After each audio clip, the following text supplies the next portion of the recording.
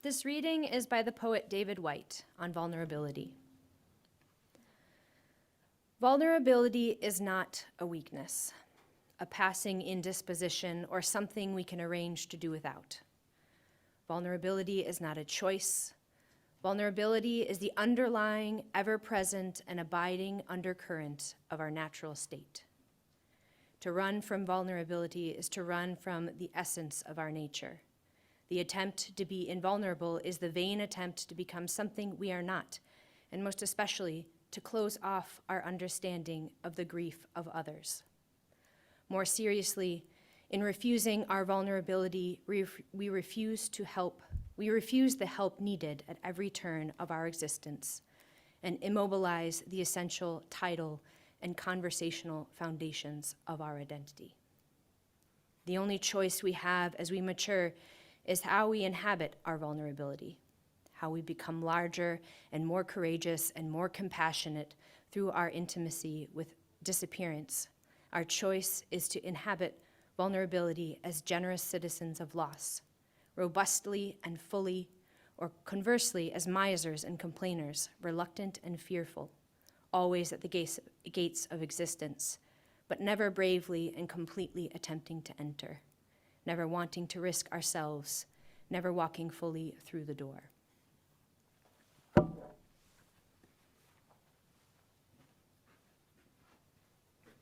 Thank you, Anna. So each year I try to choose a kind of daily reader, and my reader this year is excerpts from the poet Rilke.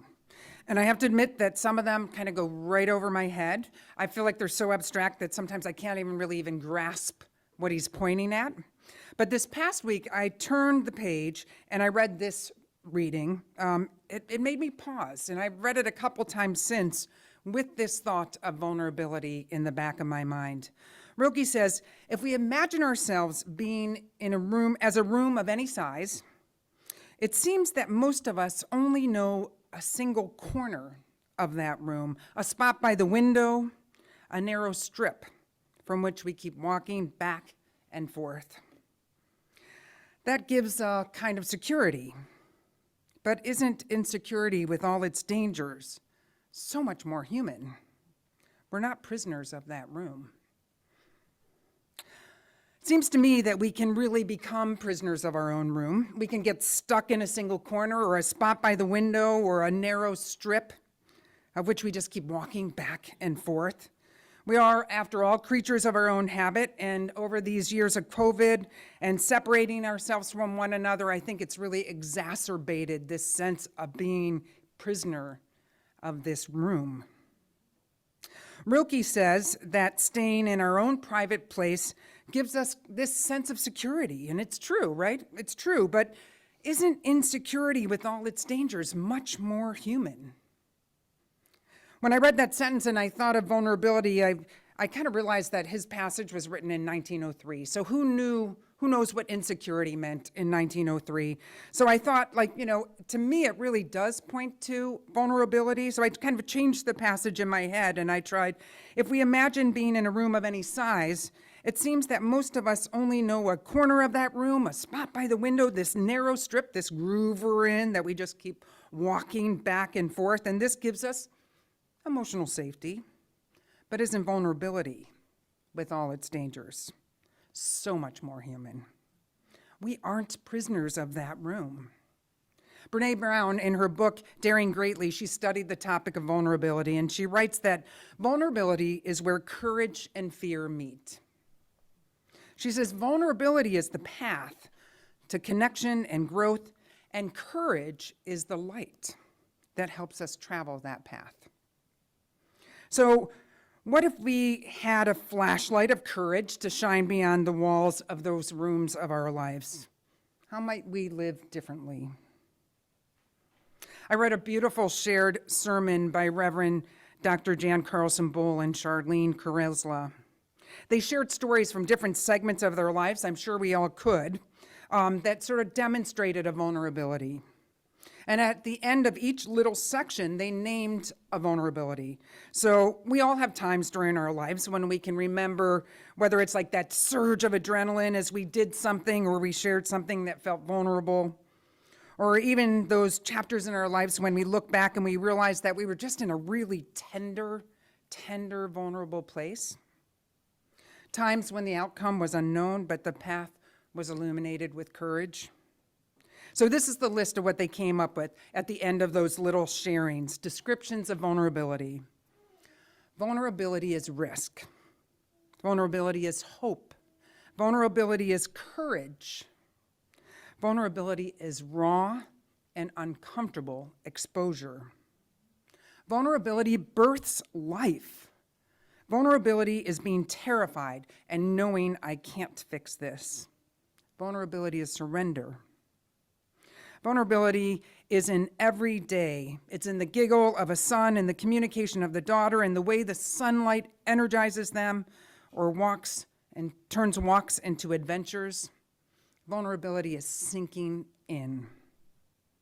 Vulnerability is being here and now, standing before you.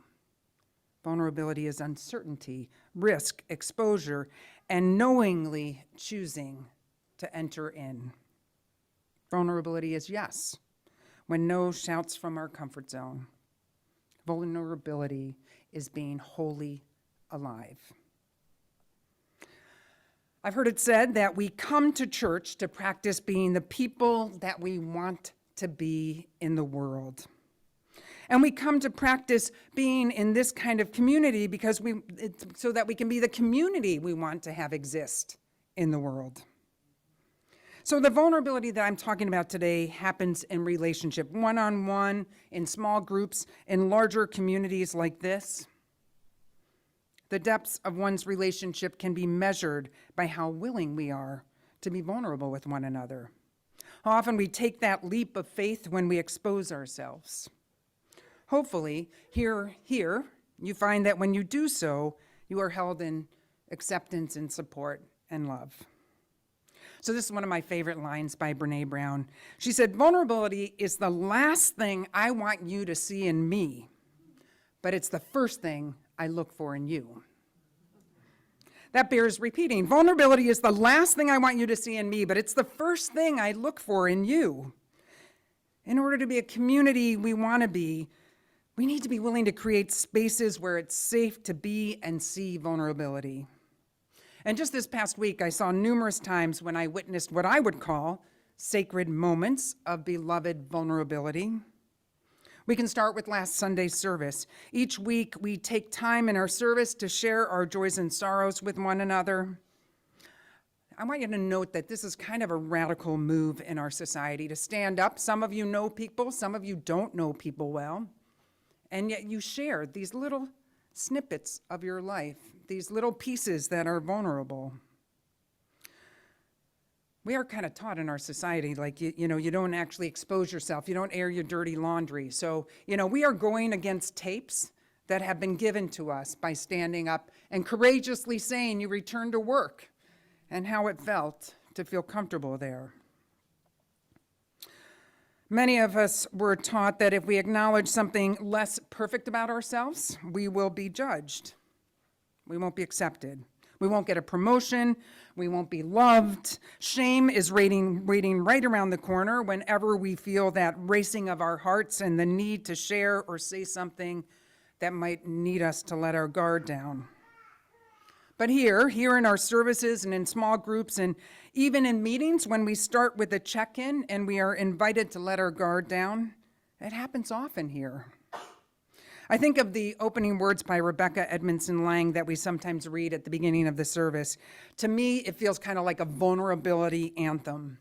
Come into this place which we make holy by our presence. Come in with all your vulnerabilities and strengths and fears and anxieties and loves and hopes. For here you need not hide, nor pretend, nor be anything other than who you are and who you were called to be. Come into this place where we can touch and be touched, heal and be healed, forgive and be forgiven. Come into this place where the ordinary is sanctified, the human is celebrated, the compassionate is expected. Come into this place together.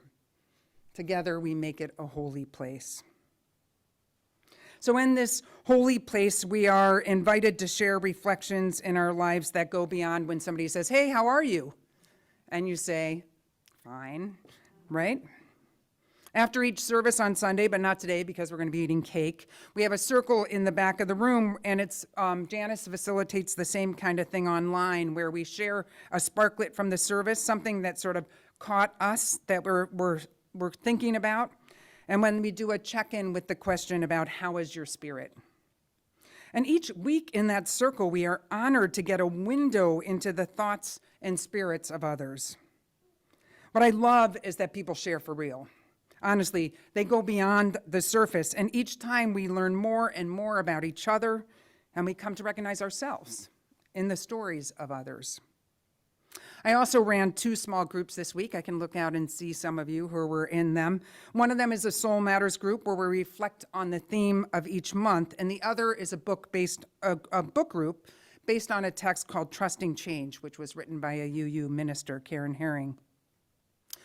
Both of the groups go deep quickly.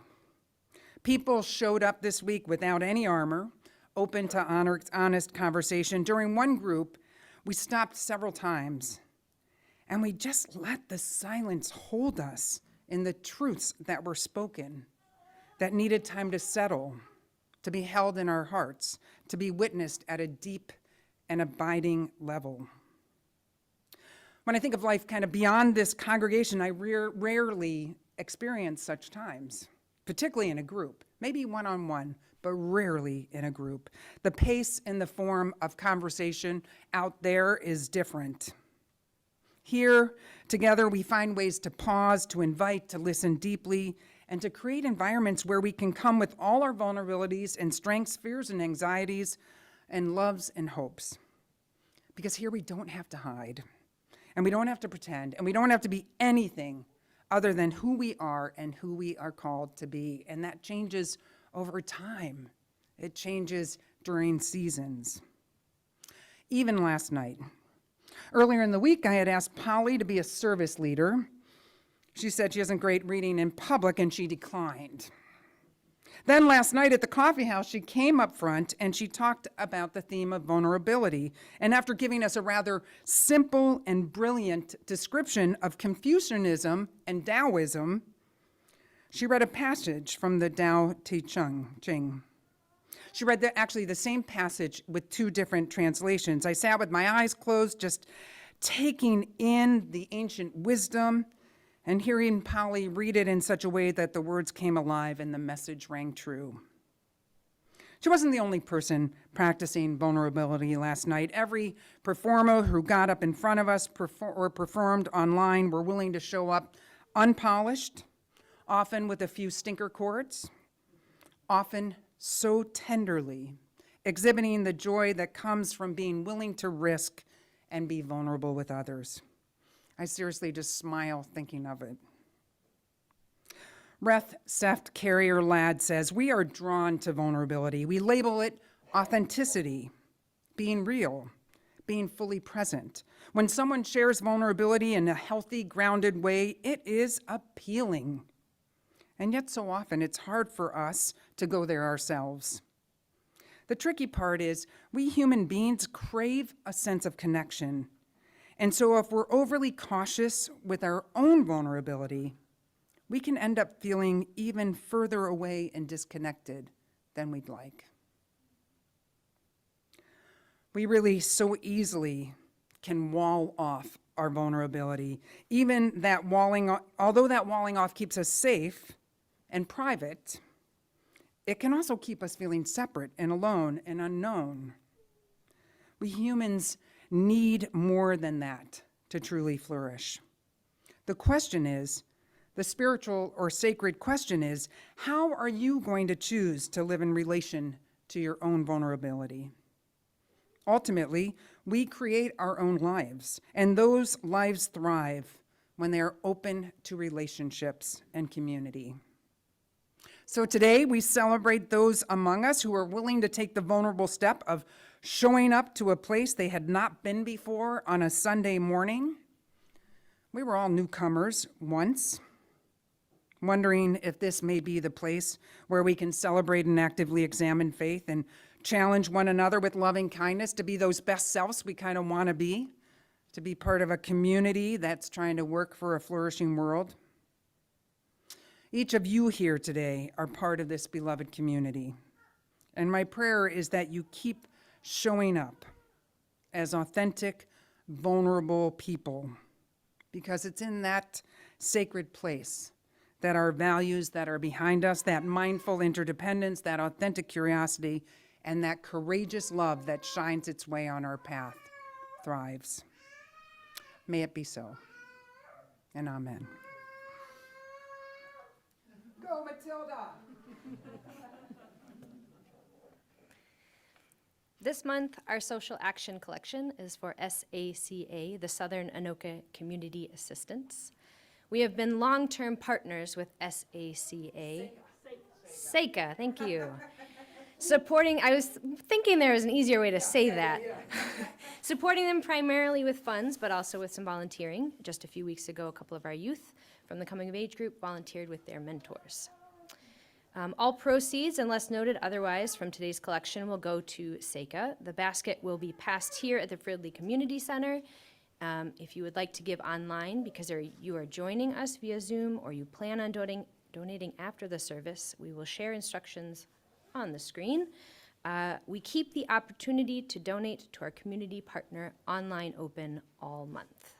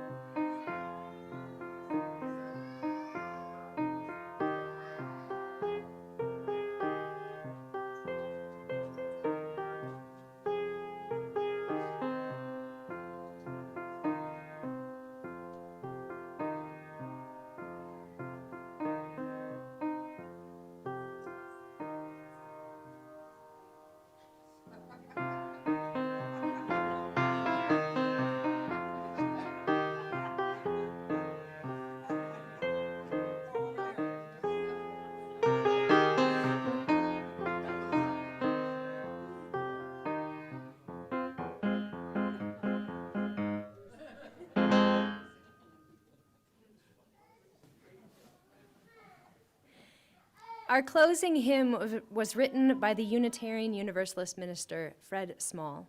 He says this about the song. I wrote it in 1983 at the request of a lesbian mother trying to raise her 9-year-old son amidst the pressures of toxic masculinity. The song took off in the late 1980s when the Flirtations picked it up, leading to its performance by LGBTQ choruses around the world. We sing this song to honor and embrace all beloveds among and beyond us who are trans, non-binary, and genderqueer, and their families. We Unitarian Universalists know deep in our hearts and spirits that trans lives are sacred, and that anyone who lives outside of the dominant gender or sexual expression norms are finding the actions of some in this country terrifying. We love you. We see you. You matter to us. You are not alone. Please rise in body or spirit if you are here in person. If you are online, you will be muted. Let's sing 1019 in the Teal hymnal, Everything Possible.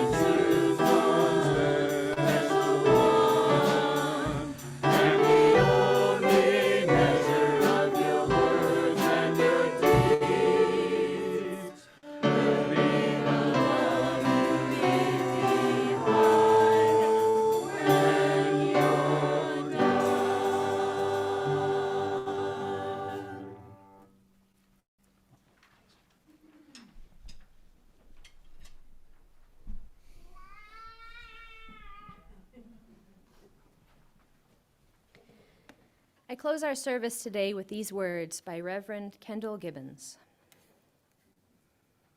There is finally only one thing required of us. That is to take life whole, the sunlight and shadows together, to live the life that is given us with courage and humor and truth. We have such little moment out of the vastness of time for all our wandering and loving. Therefore, let there be no half-heartedness. Rather, let the soul be ardent in its pain, in its yearning, in its praise.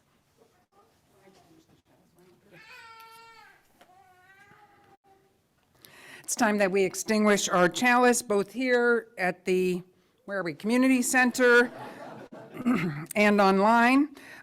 We will share the words on the screen so you can join in reading it. Those of you at home will be muted, while those of you in person are encouraged to read along.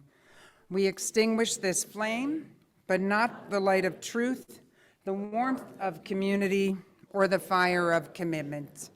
These we carry in our hearts until we are together again.